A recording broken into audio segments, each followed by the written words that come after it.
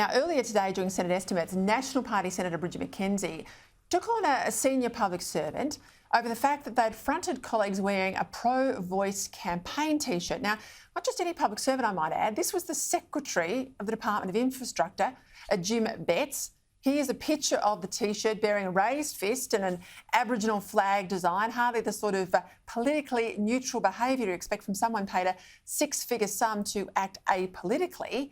Here to explain a little more of what happened is Senator Bridget McKenzie.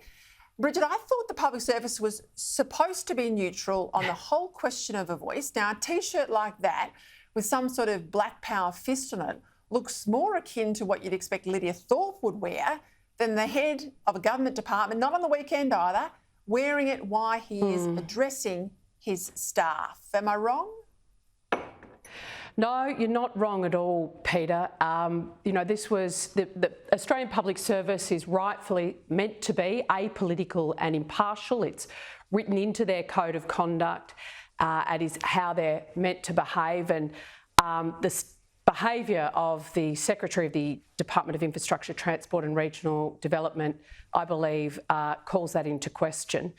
Earlier this year, in the light of the voice discussion that we would be having as a country, I sought assurances from the Australian Public Service Commissioner, Peter Woolcott, that our departments here in Canberra would take that responsibility very, very seriously, and he gave me that assurance verbally and in writing that all departments across the public service would be remaining impartial through the referendum debate and discussion.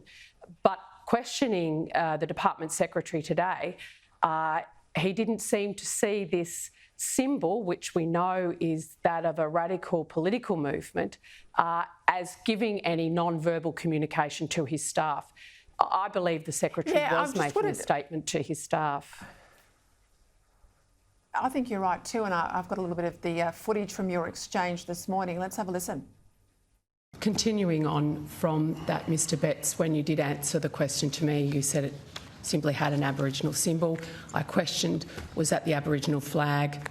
You said yes, you didn't offer. Were there any other symbols on your T-shirt other than the Aboriginal flag? Yes. So there's a clenched fist symbol, and within that is the Aboriginal flag depicted. Okay. Clenched fist symbol, as I've attempted to explain, is not uniquely property of the Black Power movement from the late 1960s in the US. I can't believe I didn't prep for this over the weekend. I apologise. It has a variety of different meanings. In this case, it symbolises my signal of solidarity to Aboriginal staff within my department and more broadly in community.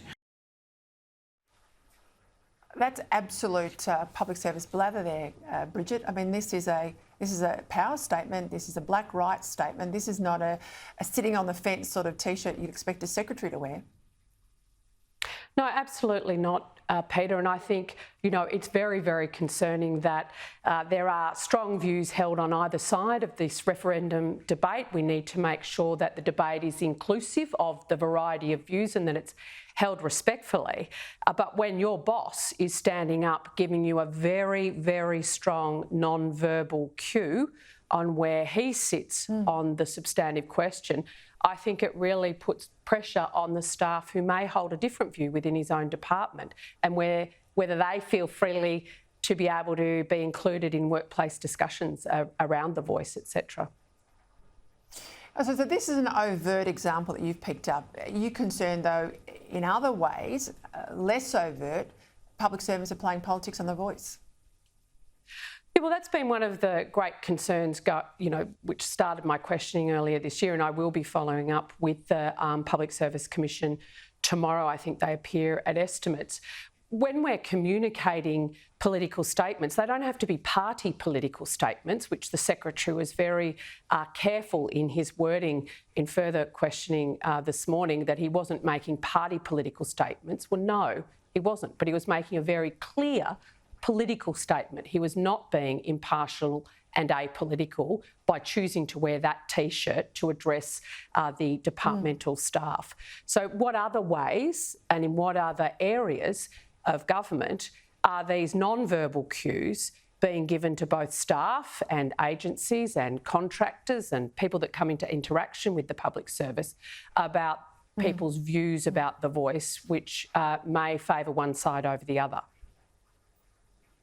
Not much gets past you, Bridget McKenzie. I will watch with interest tomorrow. Thank you for your time.